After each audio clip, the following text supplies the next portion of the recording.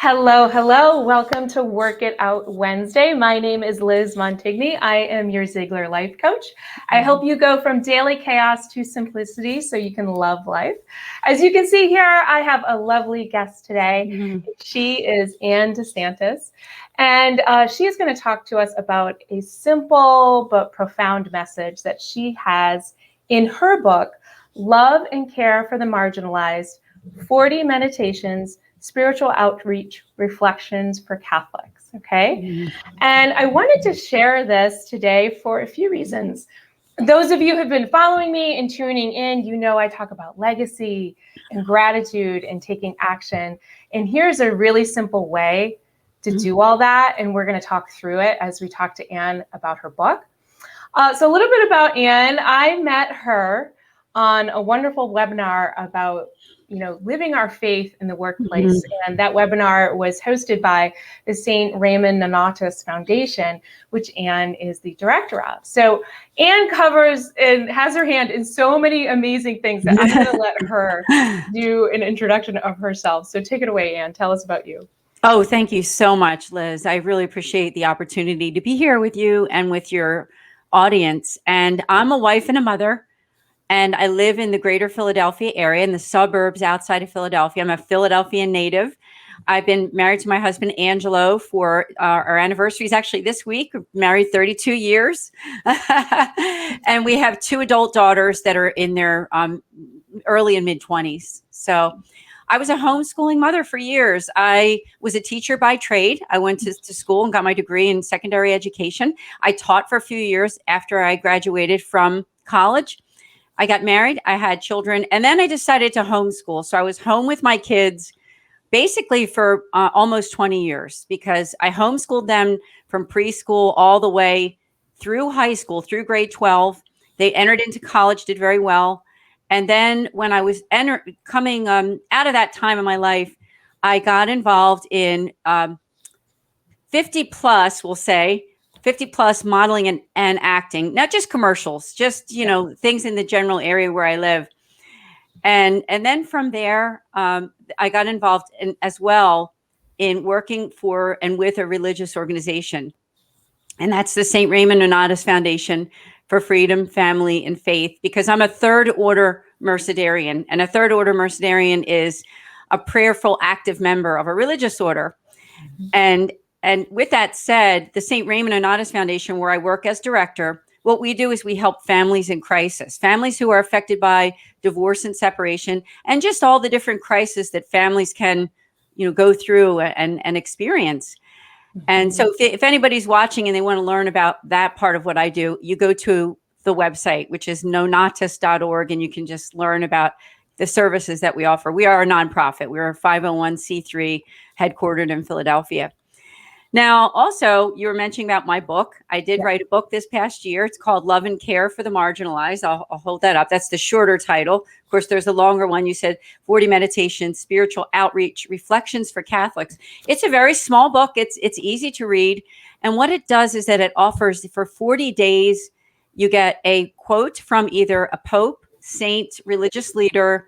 I even put some of my own quotes in there, movie quotes.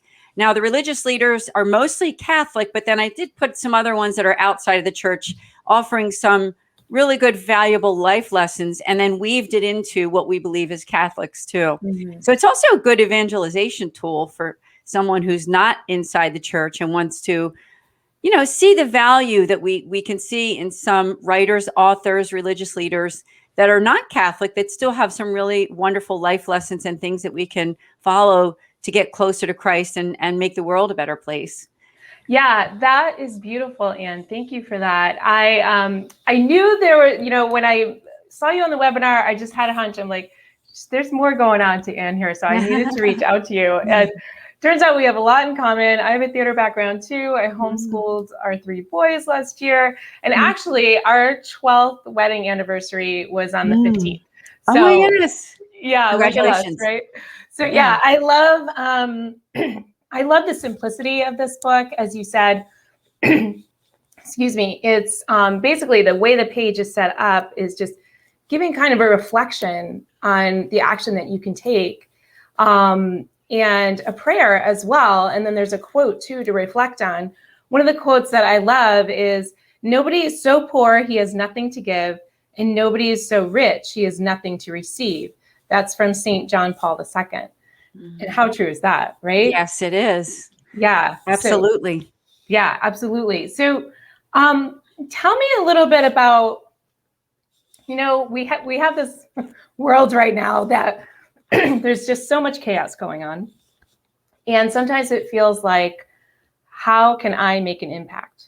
What could I possibly do? I'm just trying to manage my kids, or I'm just trying to get through the day kind of thing. And sometimes we get stuck in that mentality, or sometimes we feel like, what do I have to offer the world? And a lot of times when we get stuck, I think going and helping somebody else and seeing the fruits of that action and kind of getting out of your own head and realizing what you can do can help propel you in whatever you're working on. So tell me a little bit about, I was really fascinated because when you think about marginalized, I immediately thought homeless or whatnot. But when we were talking, it's like, it's not always about that. I mean, it could be about your neighbor who's going through something really hard. So tell me a little bit about what you mean by marginalized. Well, my tagline for marginalized is people who do not have the love and support they deserve. That's my tagline for what it is. Now, of course, there's the societal definitions, like you said, could be homeless, someone rejected, someone who's being judged for some facet of who they are. I mean, there's all kinds of marginalization, but I do think that most of the time marginalized people are, sometimes they're quiet people. Sometimes they're people who don't, they don't feel that support enough to be able to voice what they feel in a safe way.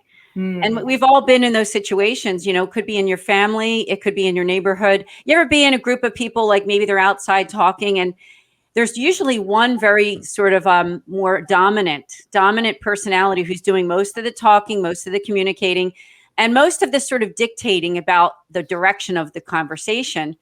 Well, the marginalized people, I think, a lot of times are those people who are thinking things, they have ideas, they want to share something, but their personalities don't allow them to be able to express themselves in that way because, there's all kinds of people in this world, right? And I think that power is something that all of us, whether we're Catholic or not, that we may not realize it, but we're all kind of seeking some kind of power, even if we don't realize it. And what my book is all about is that this is not important for us as Catholics. We have to stop doing that. And I think sometimes even the most devoted people can still be kind of power seeking, if that makes sense. We have to learn how to use our ears more and less of our mouth and less of our opinions. Like, not everything I think is right. Not everything I do is always right. You know what I'm saying? And only with God, only with my faith and through prayer and through perseverance can I do the right thing. But when I have an opinion about something, even if it's something in the church, it doesn't necessarily mean that what I think is the gospel truth. And I think sometimes as Catholics and as Christians, we can go too far with that, with thinking that, my brand of Catholicism is just the right one. And it's not always, right? The brand of Catholicism that is the right one is what the Bible and what the Catechism teaches us, right? Because at the end of our lives, and this is what my book is based on, Matthew 25, when Jesus will separate the sheep from the goats, it will go according to when I was hungry, did you give me food? When I was thirsty, did you give me drink? And it could be simply those people who come to us that have something that they want to share with us, that we don't want to steamroll over them and their opinion. We want to be able to listen to what they have to say. Because I personally think that's part of how we will be judged by Christ, is not only how we love God, but how we loved others, right? And we have to realize that my happiness is not the most important thing either. I think we live in this world where everybody's searching to find some kind of like, well, I feel great about myself on this day. You know what? If you really want to be happy, just get that out of your head. It's not about me. It's not about Ann DeSantis. I mean, yes, I want to be provided for food, shelter, friendship, and all that. It's very important, right? But at the end of the day, I'm part of something much greater than just me, or how great I look on this day, or how what kind of breakfast I had this morning and how wonderful it was. You know what I mean? Yeah. It's more about, I can't really be happy. I learned this about myself. I can't be happy if there's so many other people that aren't, right? There's so many suffering people. I need to get myself to the people and where God is showing me that I can be Christ to somebody else. Yeah. So that's really what my book is all about. And to be quite honest, at my age, I mean, I'll be 57, and I think you learn a lot as you get older. For me, I feel. I also am a survivor of a severe health ailment when I was in my 30s after I had my second child, which I thank God I got the sacrament of the sick because I was in congestive heart failure. And I've been better all since then because of Christ, because of my faith, and also because of good care, right? But what it comes down to is that the life lesson is that this journey that we're on, we're part of something so much greater, right? Absolutely. And when we look at something like the parable of the Good Samaritan, that's my favorite in the whole Bible. Because two people walked by the suffering person, and both of them were religious, weren't they? That's not what it means to be a person of faith. We have to go and reach out to the people who need us. Absolutely. And they might be people who are not popular. And even within church circles, they might not be people who have that group of like friends or network or whatever. You might be the only friend they have. But that's what we're called to do. So thank you. I love that, Anne. And I recently heard that the phrase "one another" is in Scripture at least 30 times. Wow. And, I mean, right. And that's what you're talking about. I mean, that's what we're here to do, is to serve one another. And you touched on a few things that I talk about with my clients and on these types of webinars and things that I offer is number one, gratitude. When you start serving and helping others, the gratitude in you grows. And I think, fear and gratitude can't live in the same place.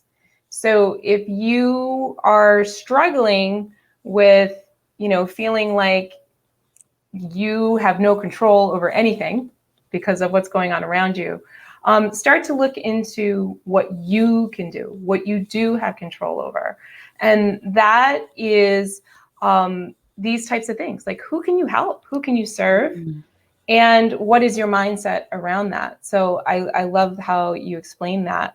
And also, I hear a little bit about legacy too. And this is what I talk about with folks is, what do you want to be known for?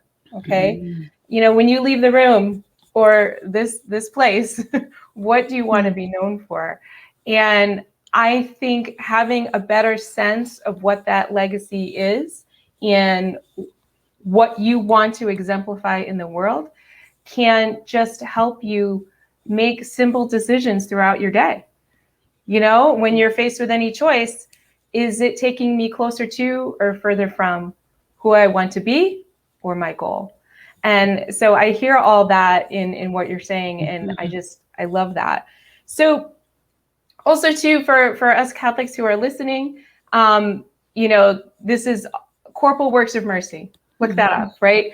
There's so many ideas that you can look through, and chances are, and even when you're reading the book, you probably be like, oh, I'm already doing this. Oh, good, right? And or may help spark some other ways you can help, which I love. So tell me a little bit about how writing this book and how sharing it, how has that changed you? Well, the way that it's changed me, honestly, is that this has been kind of bottled up in me for years. I do want to address another issue that some people have. Back in 2009, I had a very rough year. My daughter was around 9 years old, and she was going through a very, very rough time. We'll say that it was in the psychological kind of emotional realm. But what happened with me was that I myself suffered too, and I started to go through a depression. Unfortunately, it lasted a while. Now, everybody does different things to get better. I decided, now this decision isn't for everybody, but I decided I wanted to do it without medicine. I didn't want to do that. I wanted to try to do it on my own through just, praying, through spiritual direction, through psychology too. I will admit I did go through therapy and everything. Yeah. But I was kind of in a mild depression for about 4 years. And during that time, I learned a lot about myself, and I learned a lot about people too. And the one thing that I learned was that a lot of times when people go through a rough time, people want to either tell you what to do to get better, or they want to they want to leave you alone and pray for you so that, let God do his work. I'll pray for you, but I'm going to leave you alone for a while because I'm going to trust God that, someday you'll come out of this, but I'm not going to hang around to see how you do during that time. And unfortunately, what I found during that time period was I found myself almost friendless. At one time, I had a pretty good group of community people that I would meet with, moms and things like that. But I found that I became less and less appealing to my friends. And, months would go by, I get no phone calls, nothing. I mean, and I was pretty much home all the time, very depressed. And during that time, what I realized was that I had become that marginalized person.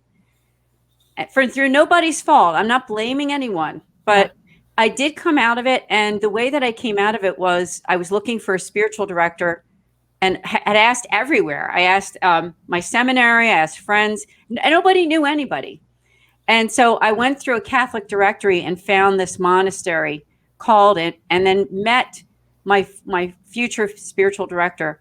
And my life was changed when I met not only him, but the religious order that he represents, because the fourth vow of the charism of the religious order is the willingness to give our lives for those in danger of losing their faith. And even though I went to daily mass, I prayed all the time, I really was in danger of losing my faith, to be honest, at that time. So what I'm saying is God enabled me to take that experience of feeling very marginalized and very much alone. Even though I have a wonderful husband, wonderful family, sometimes you want that connection with the outside world and some type of community.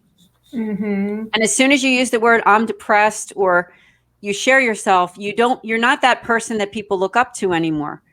You know what I'm saying? And I do think that happens, that you become that sort of like, oh, well, I kind of feel sorry for you. I'll pray for you, but not really that person that you want to go out to lunch with or do stuff with. People like popular people. People like people who are doing good things in the world. They don't want to hang around somebody who brings them down. And so that's what I learned about myself. But little did I know that within 5 years after that, I got involved in the modeling and acting world. Not that that was any magic thing, because I learned a lot about people during that too. But I hosted my own TV show in Cherry Hill, New Jersey. Then all of a sudden, now everybody wants to be friends when you're, you know what I'm saying? When you're doing things and you have a name for yourself, then it's like, then they want to be friends. But you know what? God taught me when I wrote this book, okay, because I've seen both sides of marginalization, and then where people want to be friends with you, maybe for sometimes, not always, but sometimes for the wrong reasons. But to me, the marginalized people who I want to be friends with, I want to be friends. And not because not to feel good about myself, not so that I can make a checkbox and say, now I feel much gratitude for life. I feel so much better for me. It's not about me. It's not about me. It's about them, because I've seen what it's like to be on the other side of that fence. And I'm doing it because it's an honor to serve. And nothing more than that. Nothing more than that. So that is so beautiful. Thank you for sharing that, Anne. And what I'm hearing in that is, and for those of you who are listening who may be feeling like, I'm such a mess, how could I possibly help somebody? What I heard in Anne's story is that she took that mess of her time and she turned it into, hey, I got through it. You can too. Here's how you do it. And that's, how it works in a sense, right?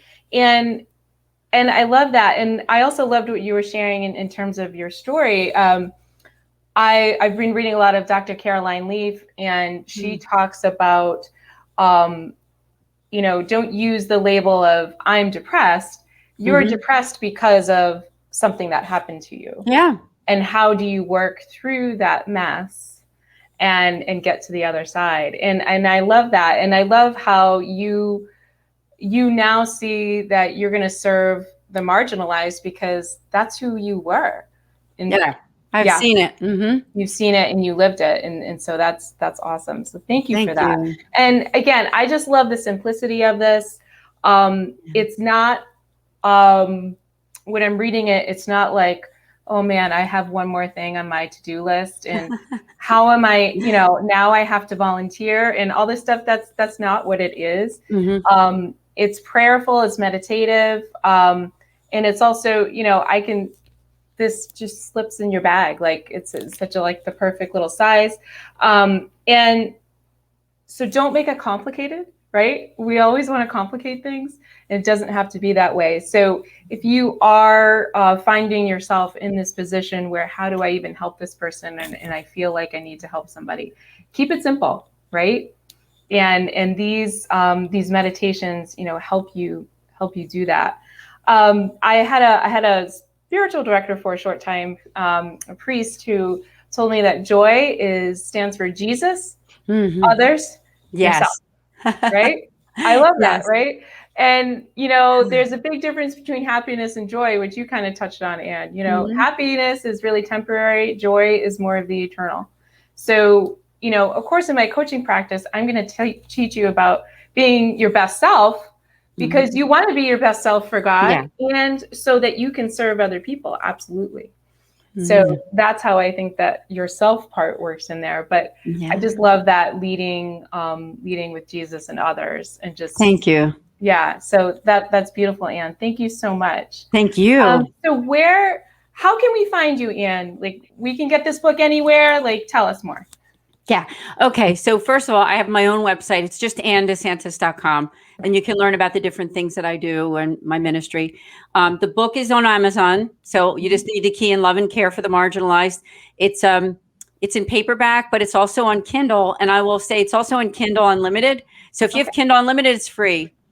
It's also going to be only 99 cents between September 8th and September 15th. Okay. So if you want to wait to get it, wait a couple weeks, September 8th to September 15th, it'll just be 99 cents on Kindle. So not on the paperback version. The paperback version is, it's basically like on Amazon Prime, it's like 15. So, yeah. But that's with the Prime. It's also available on charispublishing.com too.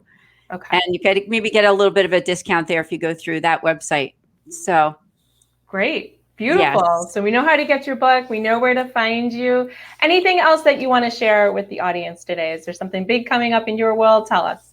Oh, thank you. Well, first, I just want to thank you, because I think you're doing amazing work, because, God wants us to feel his love. And I think that's what you're doing with your coaching, is that you're teaching people that God loves you, and he loves you exactly as you are. Yeah. And I think as women too, the other thing is, I think there's a lot of, and men too, but I think there's like a lot of competition with women, which we shouldn't, it doesn't matter. Like, do I have a really nice hair dye that I'm using right now? Like, who cares, Right. Do my nails look perfect? No, as you can see, they don't, Yeah.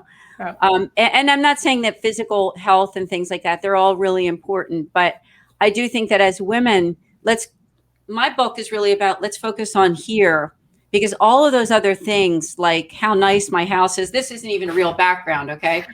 I'm in a bedroom, right? So these physical things, like, they're not really all that important. What's really important is the relationships that we have with others, the relationship we have with God. Yes. And, all of those things have much more value. We live in this world where there's just so much like one-upsmanship, and it shouldn't be that way, right? No. It shouldn't be that way. Like I did a recent call. We were talking with women about like how, just like I just said, how that weird competition and things like that. And I think that focus on like the outside is really distracting it really is. It's distracting, but, not to say, okay, you look good that day, look in the mirror. That's great. Feel good about yourself, feel good about myself, but it's not really about that, right? It's not really about that. So, but I would say just check out my website, learn about what I do at the St. Raymond Nonatus Foundation with nonatus.org, because we help families in crisis and families affected by divorce and separation. Yes. And we offer a lot of support, and it's all free too. It's all free. We're a 501c3. We don't ask for anything. I mean, if they want to give, that's great. We would love your donation, but you don't feel you need to have to do that. Right. That's what I love. And I feel like just knowing that foundation exists is good to have in your back pocket for when you do encounter somebody who needs help, maybe more than you could give, and you can always refer them to the foundation. So I love that. Thank you. Wow, this was wonderful. Thank you so much Yes. for your insights, Anne. And I just love the book. I love the simplicity of it. And just know that, if you are feeling like it's a little too much chaos in your world, think about what you can do. What action can you take to help change it? Mm. And that's what I feel like the book is about and what you've shared with us today. So thank you so much. So thank you all for joining us for Work It Out Wednesday. I'll be back soon. In the meantime, you find me at lizmontignycoaching.com. Have a great day. Bye. Bye-bye.